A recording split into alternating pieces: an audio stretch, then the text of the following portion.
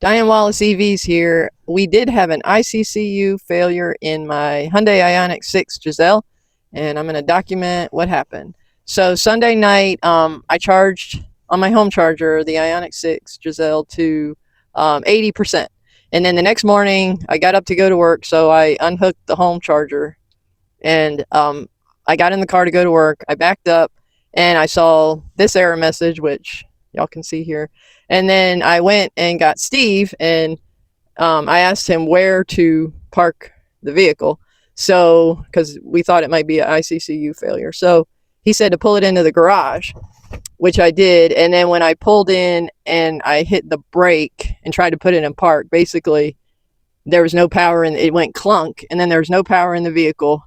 And I couldn't really tell if I was in park or not because the gear indicator on the screen was not there, but the screens were up. But so I got out of basically the car was dead at that point. The screens were on though, but the car was dead. And then I went and got in the Chevy Impala, and first we went in and called Hyundai and I told them what happened, and they got me in for service for the next day, which was Tuesday at 10:30.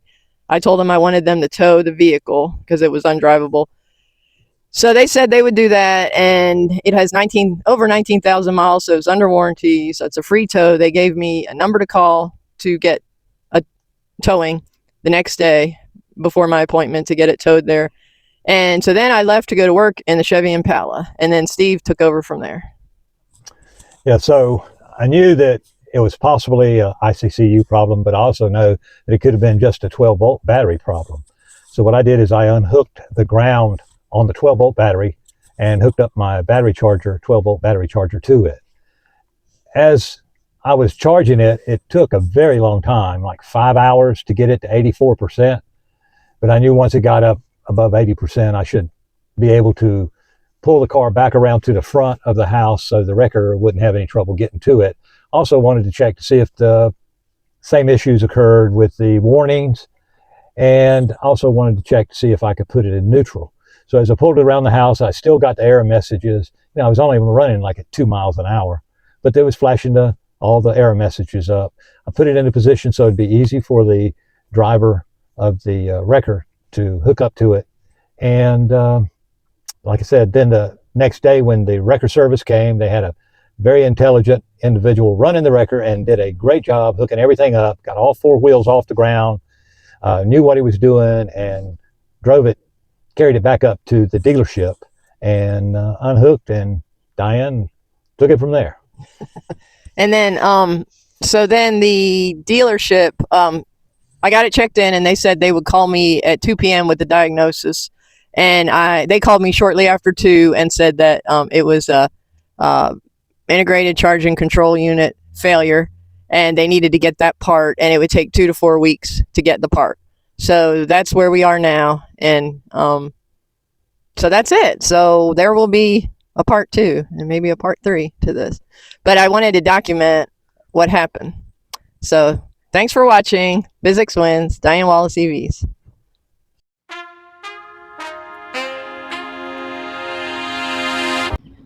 Diane Wallace EVs here. I have my Bucky's chair.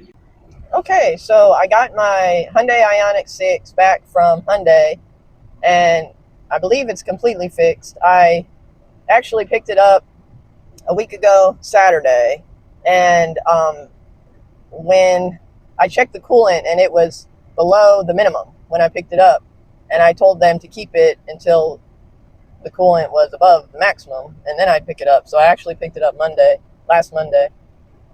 Shout out to Corbin, the Ioniq guy, and Carlos Vargas of Explore with Carlos, who said check the coolant after you have major work done where they drain the coolant in the Ioniq 6. So anyway, so they filled it with coolant. I picked it up Monday. Wow, super hot here today in North Kakalaki. Anyway, so over the next 3 days, I had to take the car back every morning to have Hyundai refill it with coolant. And every night it was either below the minimum or empty, the reservoir for the pink coolant.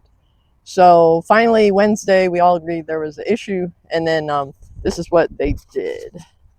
So I'll read it to you. Checked for leaks and found none. Topped coolant and ran electric water pump for rear motor for 30 minutes, then front motor for 30 minutes. Rechecked and found no drop in level and no bubbles. Test drove 24 miles and rechecked and found no drop in fluid level. Vehicle is operating correctly at this time. So then I was able to pick it up Friday, and the coolant level has stayed at the maximum. So I believe it's fixed. And I drove it a lot yesterday. Yesterday was Saturday. And so what have I learned from this experience, or what are my takeaways? Hyundai has a good shuttle service, and I used it twice, and it was better than. I've only bought 2 new cars in my life. This is the second one. The first one was a Honda Civic in 1988, and Honda's shuttle service was only like for an hour, and you were in a big van, or you were in a van with a whole bunch of people. And this was not that. It was 4 different vehicles. I drove in a Kona and a Sonata, and they go all day long. They drive you wherever you want. They'll drive you home. They'll drive an hour round trip. So I got a ride home and I got a ride from work. So I'll be using that shuttle like for preventive maintenance, like when I have my tires rotated. Second thing I learned was you get an alert when your coolant is, I guess, critically low. So that's good to know. And so you don't have to worry about it so much. You'll get an alert if there's a problem.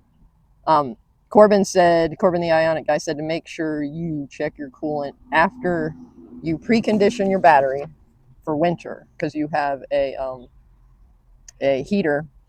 You have a resistive heater that coolant goes through that. So when you do that, check your coolant after you've had major work done, like this was, because if your coolant's low, you could burn your heater out. That preconditions for the winter. It's not winter here anymore, so I'll probably wait till next winter to do that. I also learned what kind of coolant they use at Hyundai, the pink coolant. So it's not magic, it's just an anti-freeze pink coolant. So that's it. Glad to have my car back. Diane Wallace EVs, physics wins.